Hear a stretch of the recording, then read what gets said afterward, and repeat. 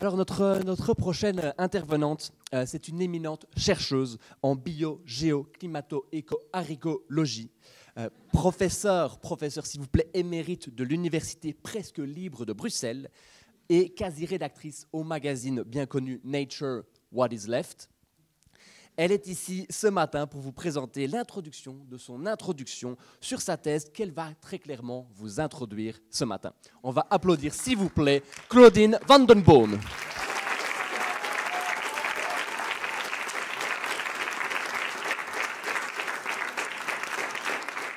Bonjour tout le monde. D'abord, merci de m'avoir invitée. Je suis très heureuse par vous, ici et ce soir. Enfin, une ASBL qui prend en considération des enjeux aussi importants et qui sait reconnaître les vrais experts. Donc, bonjour tout le monde. Pour ceux qui ne me connaissent pas, je suis l'éminente, la brillante, la reconnaissante, la retentissante, exceptionnelle, scientifique Claudine Van den Boom.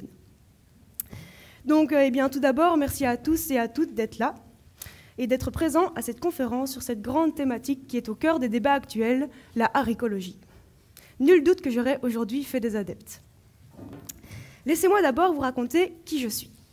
Vous voyez, cela fait quelques dizaines d'années maintenant que j'étudie et que je travaille dans les plus hautes sphères du domaine scientifique. Je suis professeur à l'Université presque libre de Bruxelles, comme l'a dit Aurélien, et dans le département de la géopolitique des haricots. Après 15 ans à travailler dans un laboratoire, lors d'une journée comme les autres dans ma vie d'éminente scientifique, je faisais les courses dans un magasin banal et quelconque, pour le repas. C'est intéressant, je sais, mais rien d'abracadabra. Donc, à ce moment-là, dans ma vie de scientifique pédantesque, qu'est-ce que je vois au-delà des portes en verre réfrigérés? Des haricots. Des haricots verts réfrigérés. C'est intéressant, je sais. Sauf que ces mêmes haricots étaient au prix de 1,28 €. 1,28 €. C'est intéressant. Mais ce n'est pas tout. Un peu plus loin, dans un autre rayon, ne voilà donc pas que je tombe encore une fois sur des haricots verts, mais frais cette fois-ci. Et là, mais le prix n'était pas de 1,28 €, mais de 1,90 €. Mais bon sang, pourquoi ces haricots ont 62 cents de différence? Oula, monsieur, au premier rang, je vois bien que vous n'êtes pas au courant du sévice. Que je vous explique ma démarche, afin de démarrer dans la plus brillante, la plus poussée et la plus abracadabante de mes enquêtes scientifiques. D'abord, regardez la provenance de ceux-ci. Bon, ceux à 1,28 € venaient du Kenya, et ceux à 1,90 € de Belgique. En voilà une histoire rocambolesque. En effet, j'ai accès à des haricots verts du Kenya qui ont parcouru 7000 km en avion pour 62 cents de moins que des haricots verts belges. Et pourquoi pas couper les pattes d'une fourmi en 4 dans le sens de la longueur, tant qu'on y est. 62 cents, et à ce prix-là, on justifie un vol. Certainement parce qu'ils volent avec Ryanair. Je vois qu'il y en a 2-3 chez Colruyt qui ont pris ces haricots et qui sont complices du sévice. Tristes pêcheurs qui ne se rendent pas compte de ce qu'ils font et qui pourtant ne cherchent pas à comprendre. Je pense que les kidams que vous êtes avez tous compris le plus gros du problème qui prime aujourd'hui. C'est la situation sociopolitique du haricot vert du Kenya. Comme vous vous en doutez, c'est une des plus hautes disciplines... Ah, j'ai oublié. Oh, c'était rien.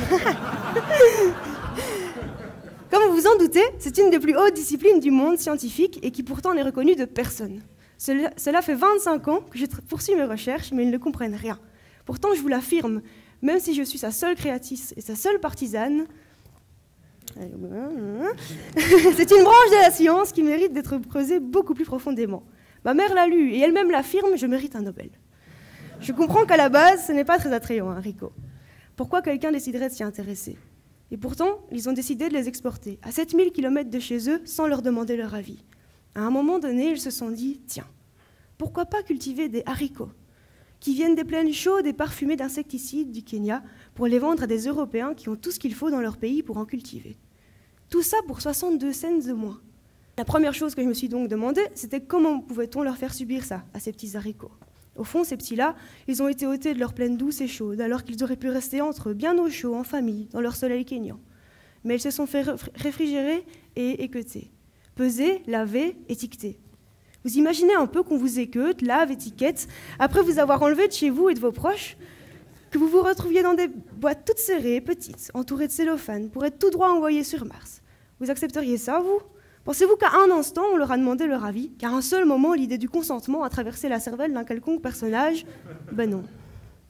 Et le droit d'autodétermination dans tout ça, est-ce qu'on en parle? On parle de l'écriture inclusive, du droit LGTB, mais le consentement des haricots, personne n'en a rien à faire. Regardez comme ils souffrent. Voyez-vous leur détresse psychologique?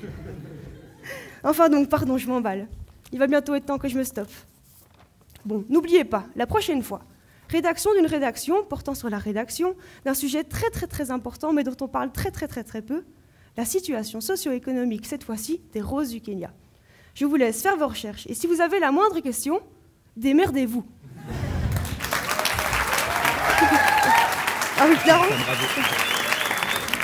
Pour celles et ceux qui n'auraient pas tout à fait compris, ce n'était pas Claudine Vandenborn.